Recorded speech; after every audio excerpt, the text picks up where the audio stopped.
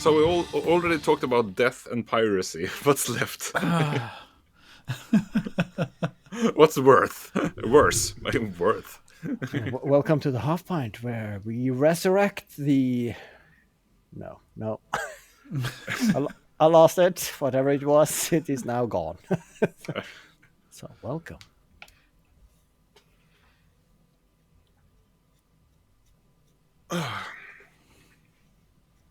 I didn't have a list for the main episode, so I don't have anything else for. No. Let me see if I can actually find those notes that I made once upon a time and then lost. Yeah, you claimed that you had some notes, but yeah, I know. I did. Show any proof of it.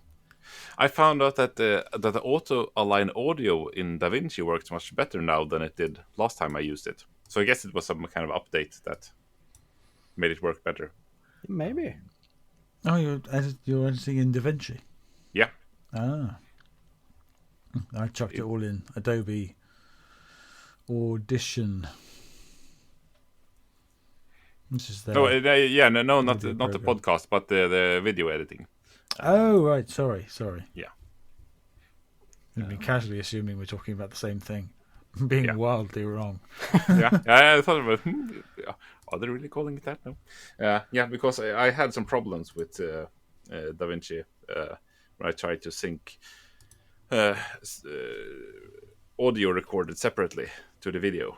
That it just was off by like quarter of a second or something like that. So it just created a weird echo feel of everything. But now it doesn't. So, or maybe it was some kind of setting on my computer I don't know about. That's also possible. Yeah. But I really hate that because I'm not a videographer, so I don't know what anything is called. And DaVinci just released an update and they changed some settings. So when I cut a video and I have audio track underneath, like music, and if I delete that and it just removes the open blank space between the video clips, it left the audio track in the previous versions, but now it automatically cuts that as well. Ooh, and I've been Googling, but it's hard to describe something you don't know what it's called, like DaVinci not fuck with audio when I delete video clip. No, that did not give me the videos explaining, all right, let's try and formulate this in a better way. And I thought I figured it out, but I did not. So now I have to lock the audio track, which is, I mean, it works, but it's annoying because I did not have to do it before. But I saw that they just recently released another update, which maybe they realized they fucked up something. So if I get the latest update, it might go back to the way it used to be. I don't know. Yeah. I also lock the audio that I don't want to touch. But I'm careful using the delete button at all because it takes a different approach to deleting stuff than I would like. So I just use the cut function instead to cut stuff. Then it disappears and it doesn't fuck with the timeline. So yeah, but sometimes if I'm wanting to remove things in between, then I have to manually move the adjacent clip back, and then I have to do that for all the remaining clips. So the delete function is the automatically just compacting it. That's very good. Yeah, the ripple delete still works. But actually marking a clip and pushing the delete button, then I'm never sure what it will take with it. It can take everything, it feels like. Yeah, I agree. It has the, I would call it the word approach to moving a picture. I mean, it might screw up your entire document, but I'm a very much a friend of Control Z. So. Yeah. Well, I'm a Final Cut guy, so I'm not a lot of help to you in this thing. But yeah, it has a tendency sometimes because if you forget to turn magnetic timeline off, you can have one clip with so much stuff attached to it. But you go, do I need this clip? No. Okay, so I'll bump that clip out, and then everything else that was attached to that clip also disappears. Yeah. Yeah, or Audio even gone, worse, it transitions gone, grade gone. Yes, or it loses its dependency, so you're left with 10, 15 audio snippets that is now not linked to a video clip. So when you're moving something, they're just stuck in that. So you have to manually realign them every time, and that's a hassle. Yeah. It's a ridiculous thing. We shouldn't bother doing it. Exactly. Yeah. It's all ridiculous on the internet. Yep. But, keeps us busy. Sometimes far too busy. Idle hands and all that.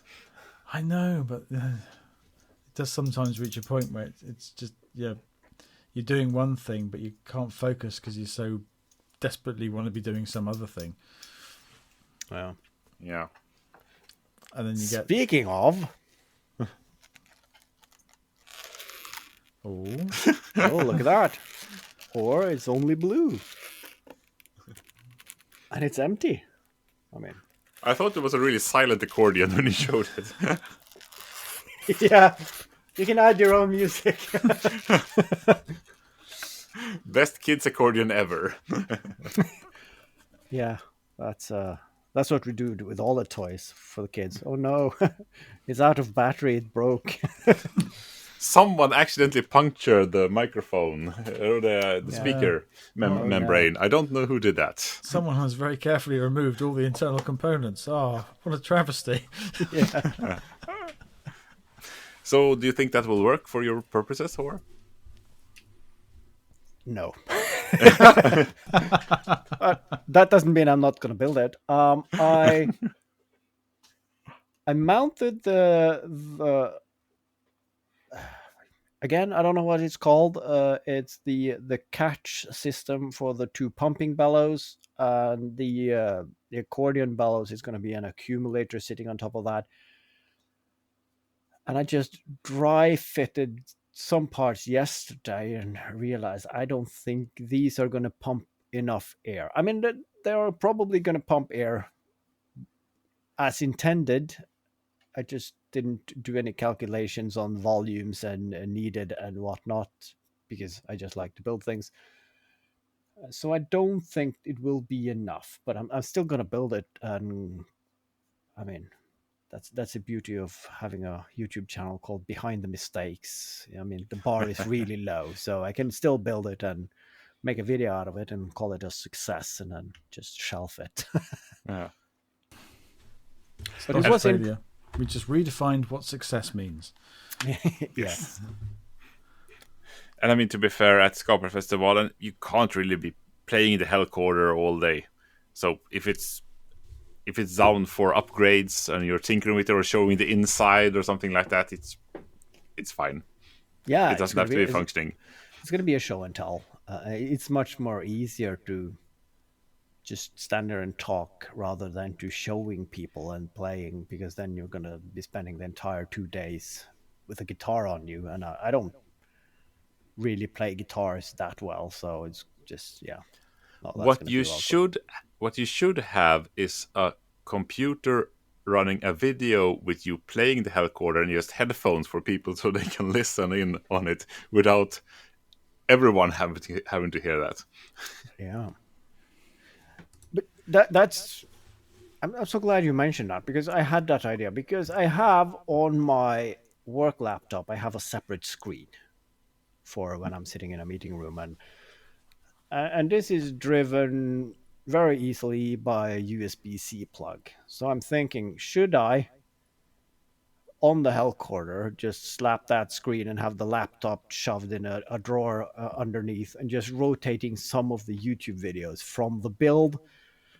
But then I realized, I mean, I can't set up a playlist with all the videos because that's going to be a 10-hour reel. So I need to cut them down, and then that just adds to the list of the shit I will not get done in the next 2 weeks. So, just choose some of the videos. I mean, it can be the same video looping. I mean, no one is going to stand talking to you for an hour, more than an hour at least. You hope they don't. Exactly, you hope they don't. So you need them to be bored and go Or away. you'll find the other, Hellcorder aficionado Yeah. who was just so excited to see your one and decided like, I'm gonna corner this guy for the whole day. You have one as well?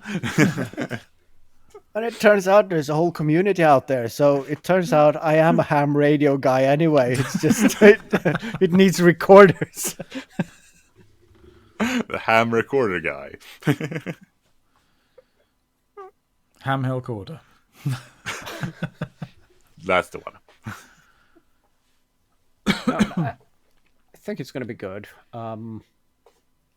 It all depends on how much access I get the evening before, because they are opening the doors for people to unload their shit and prepare, because they open the doors, I think, at 10 o'clock on the morning on the Saturday, and I think the library part opens at 9. So I saw last year people were frantically getting things arranged.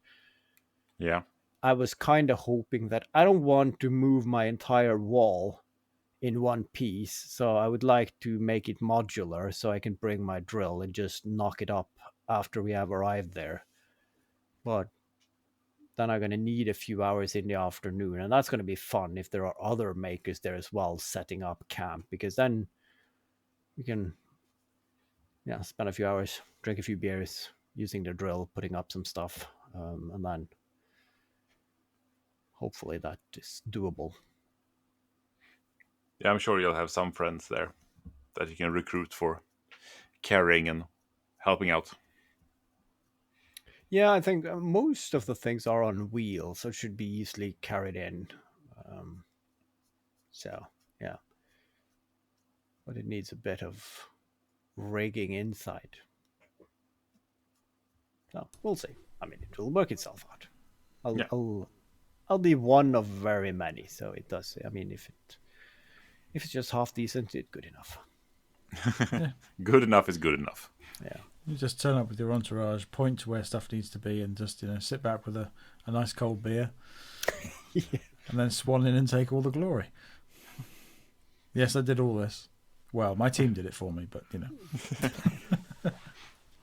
I mean, if I win the national lottery this or the next weekend, yes, I'm going to pay people to carry shit. That's for sure, and stand there and talking. This I'm going to find one guy on Fiverr, and yep, you have to watch these 20 hours of backlog of my videos, and then spend the 2 days explaining to people what it is that I do while I'm not there.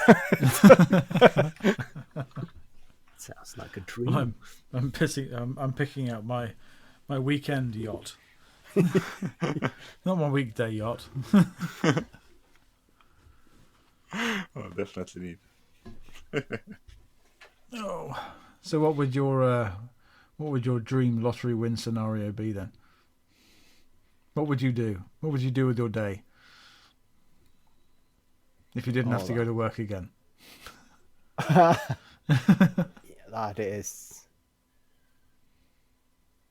I mean, if you asked me this question pre-kids, it would be to buy the biggest sailboat I was allowed to sail and go for a sail around the world. That was always my plan until I was going to leave when I was 30, and then 30 happened, and then you need to save up some more money. So we'll say 35, and then I got kids, and then all right, it's not going to happen in the next 20 years, and maybe never. I would probably just be sitting in a lot bigger workshop doing the exact thing that I'm doing now, just in 8 more hours of the day, because I don't have to go to work. So, Yeah, I thought about this just the other day, and I think I would be blindsided by what to do. I mean, it's not like an analysis paralysis of having too much options, and I wouldn't do anything. I would just, as Horace said, do what to do in my spare time, but all the time instead.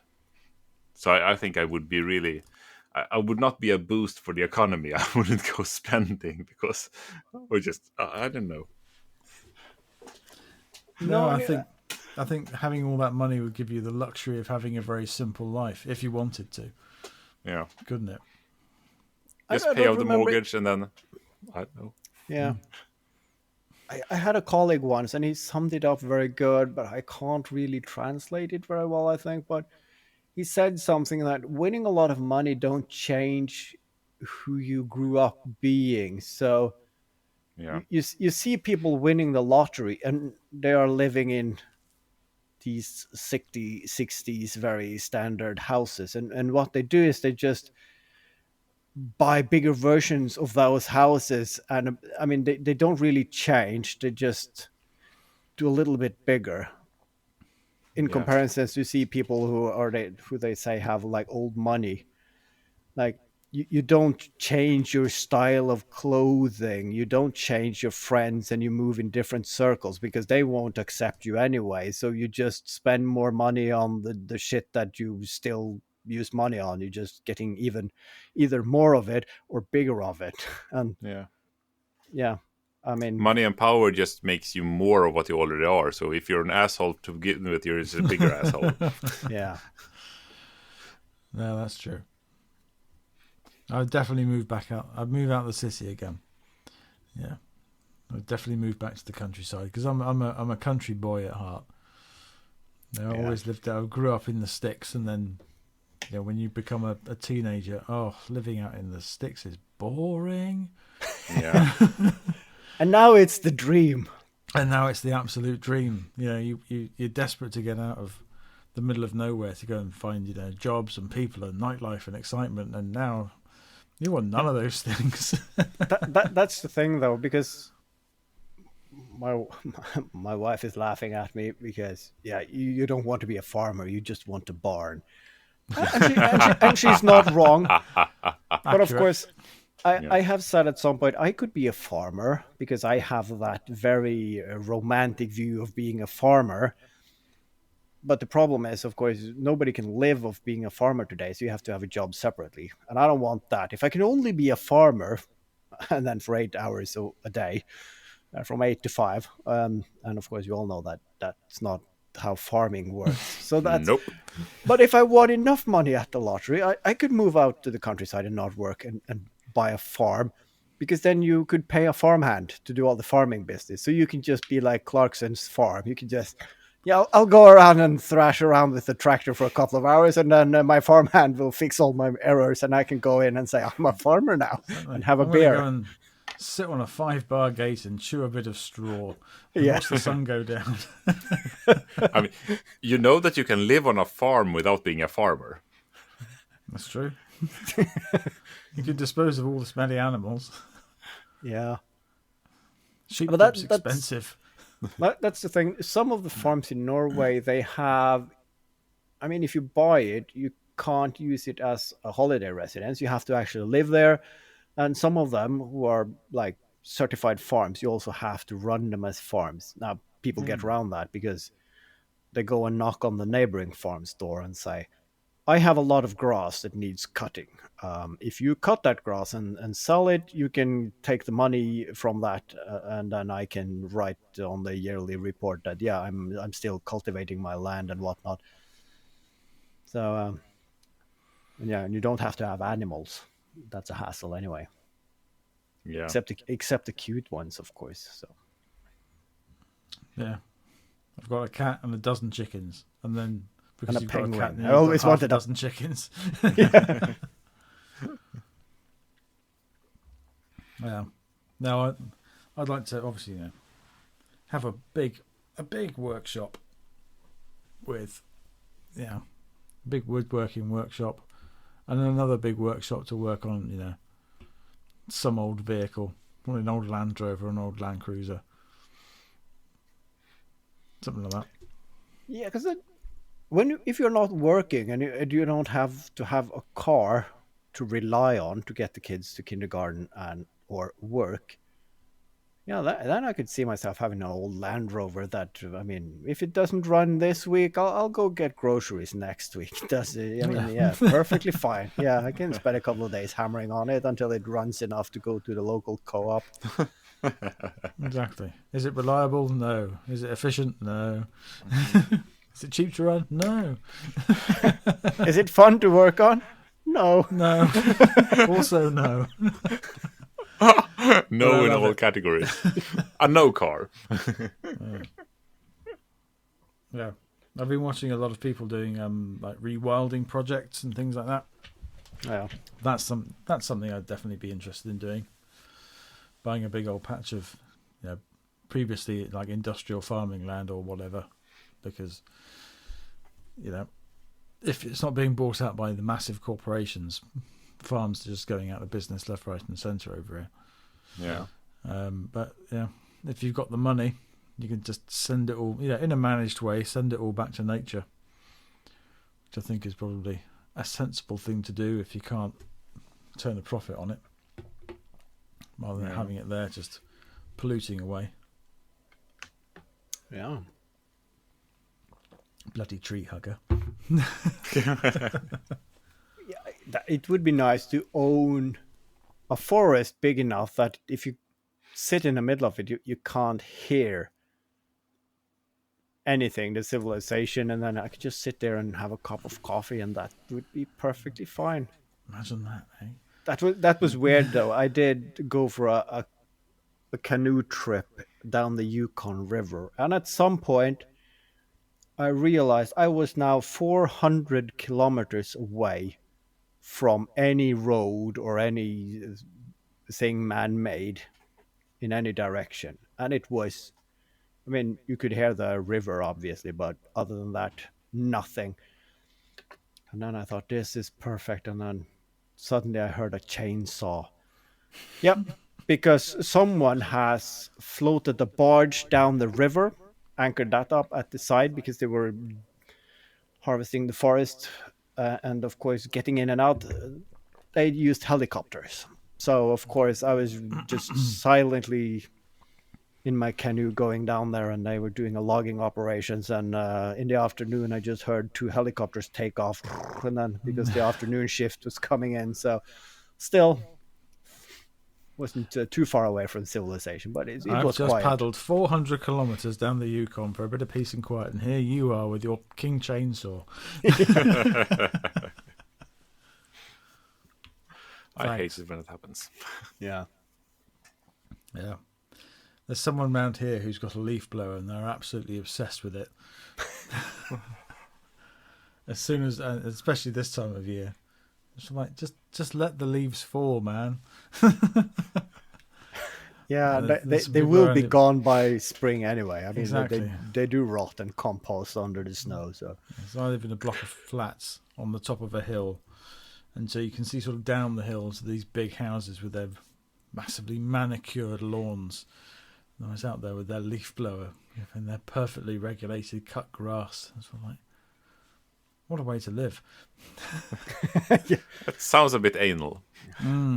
But what really annoys me is that the people, and this is not only leaf blowers, but that is other 2-stroke equipment as well, they just run them all like run. I mean, press the button and leave it running, then you really get some usage out of it. And it's like, all right, I'm gonna not press it, and then I'm gonna blow a bit here, and then and then like, you're not saving any fuel, and you're just being more a nuisance. Just get it over with.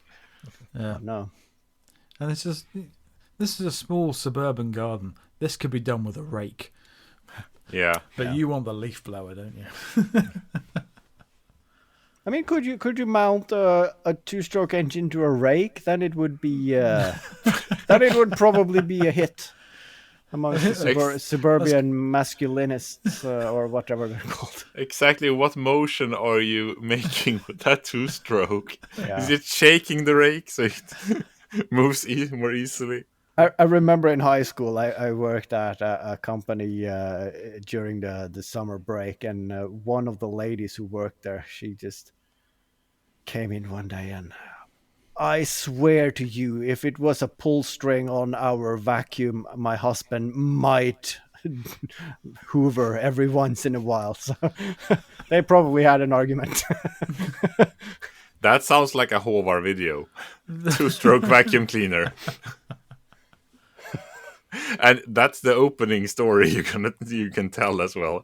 This is for you. All right, I'm just gonna Google two-stroke vac. Two-stroke rake.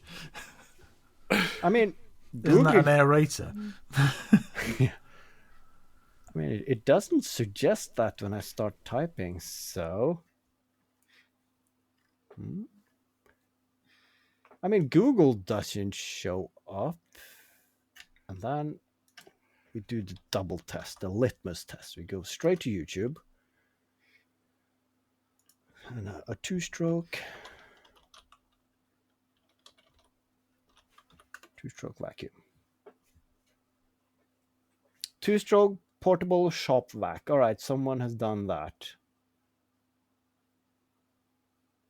All right. So it's not 100% original. Someone has done. Yeah, but someone has done everything. But that's not a good metric. A two-stroke Henry Hoover.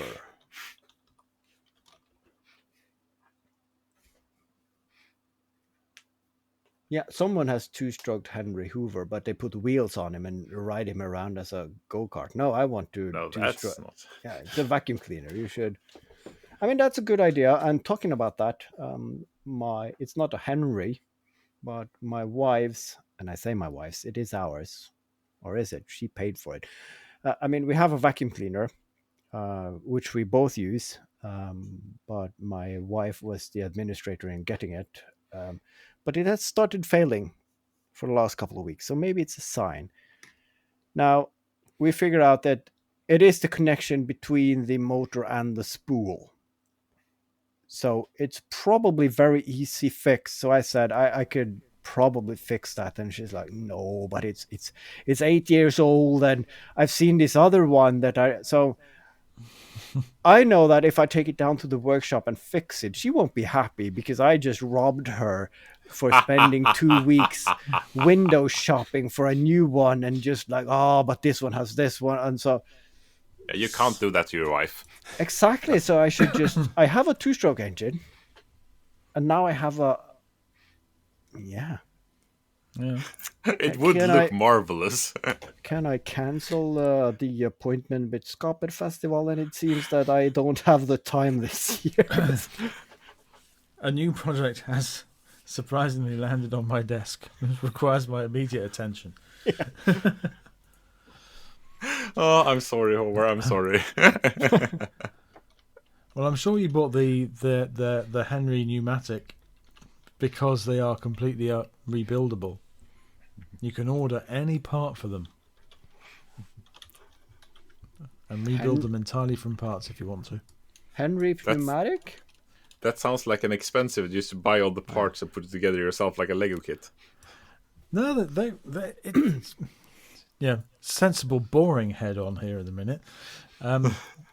No, they pride themselves that any member of the public, if you've got a Henry pneumatic, the company that make them, if you've got a Henry Hoover, I don't even think it matters how old it is because the design hasn't really changed that much. No. If you need a part, you can call them up and they will sell you a part at a reasonable price. Oh, nice. Yeah, not some ridiculously overinflated. Well, yeah, we can sell you the part, but it'll be cheaper to buy a new Hoover, to be honest. Yeah. That's I like that concept because in Scandinavia we have, it's basically a hardware store, and it's called Biltema, which is translated to car theme. And they started out by selling a lot. They basically sold car parts, cheap car parts, and then of course, yes, people also wanted utensils and tools, and now it's more like an IKEA that might sell a spark plug for a lawnmower. But at some point, of course, they had like a huge catalog with all the parts for all the cars, and the biggest part of it was Volvo, because it's Swedish and it was a very popular car in Scandinavia. And we kind of joked about, if we buy all the Volvo parts from that store, how far could we come in just building a car from scratch? What do we need to go to a salvage yard and get? I mean, we probably have to get some part of the chassis with a VIN number, but other than that, I was pretty sure you could buy almost everything else. But of course, today that wouldn't work because they have very little car parts left, unfortunately. Yeah, now it's just cheap everything. And the latest thing is that they're opened cafes at all their really nice cafes for the price point, with cheap hot dogs and cinnamon buns and like everything. So it's like they're enticing the entire family to get there, like the IKEA style of a cheap coffee break and cheap lunch. Yeah, so. I do like an IKEA hot dog and an IKEA meatball. Yes, it's the only sort of like saving grace of going to IKEA. At least on a weekend, yeah. If you want to go shopping at IKEA, you should do it on a weekday. Oh, absolutely. Yeah, because then it's bearable. Early in a weekday. I don't know about anywhere else, but ours stay open until about 10 o'clock at night. I think it's from 10 to 8, I think ours is open. But I mean, the best day is to go on a hot summer's day when everyone is at the beach. That's a good day.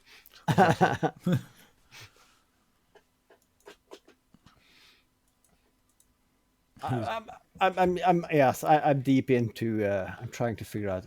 There's a frantic Google going on. Yeah, I think we're losing Haavard down a Google hole here. Because we have.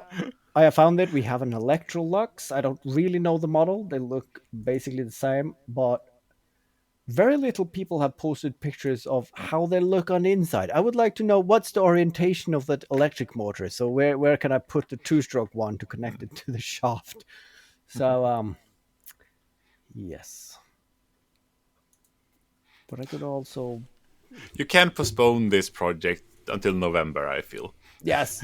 I'm not going to start it now, but it's for sure very much at the top of my list.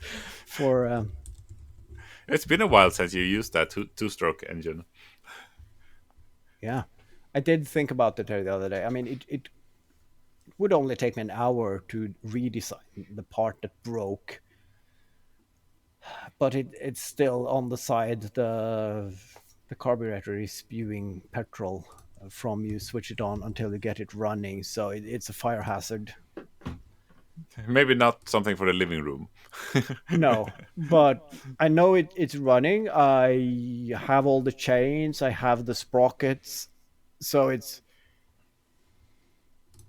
I only need to move the sprocket onto the shaft of the vacuum cleaner and a 3D printer bracket for the engine to screw it on.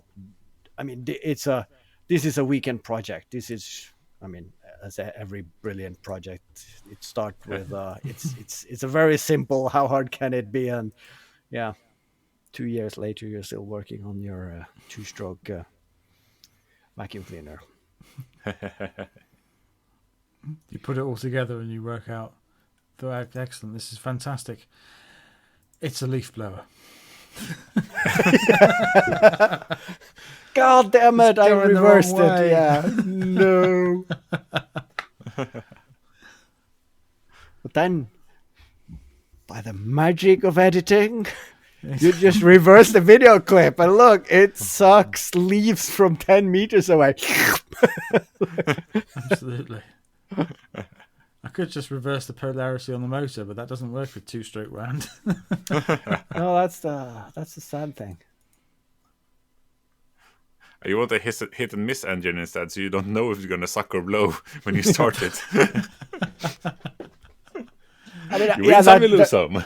That would have been cool, but the size of those, I mean, even the smallest one, like, yeah, they're a bit. Exactly. But they're very fuel efficient, though. That's the potluck really school of engineering. It will go this way, or it'll go that way. And you will have no choice. But I'm not. How is it over in UK land? But if I'm getting a Henry Hoover here, they're actually expensive. Yeah.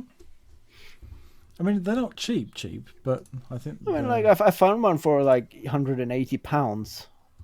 That sounds about right, to be honest with you. That's the cheapest one, and then they go up to 230, 40 for the... Hey, isn't that what a decent vacuum costs nowadays? Yeah. I mean, I see at Biltema you can get one for 40 quid. Yeah, I said decent. And for but for a two-stroke project, I think that is sufficient. But the cheapest Henry here is currently, with a £30 off promotion, £130. Yeah. Still, I'm not buying one at that price for this project. No. I'd go and find a used one. Any used cylinder vacuum cleaner. Your marketplace of choice. Yeah, because the cool was, I mean, the old ones where the bag is outside, just hanging like a scrotum off of the handle. The red ones, for the carpets and whatnot. I mean, you know which one I'm thinking of, right? Yeah, I know the one you're talking about. Yeah. I've never heard them described like that, but I know what you're talking about. Yeah, exactly. I mean, that would be the perfect one to two-stroke, because that already got like a steampunk feel to it. So adding an engine to it, yeah. Steampunk Scrotum, yeah. Beautiful. And then we have the name for the half pint as well. I mean, this is really... Oh no. I'm sorry. Not sorry.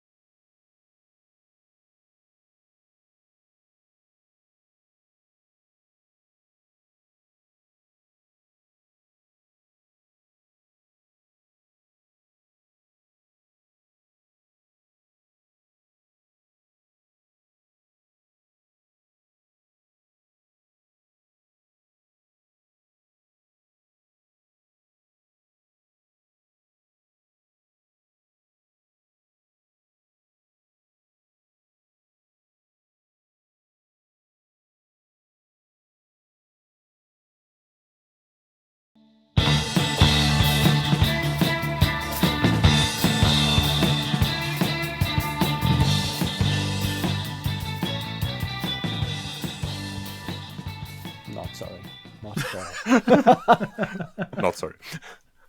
Not at all sorry. I blame Phil. I blame everyone else. I blame society. That's a nice blame chain. One person, everyone else. Yep. It's not me, it's everyone else.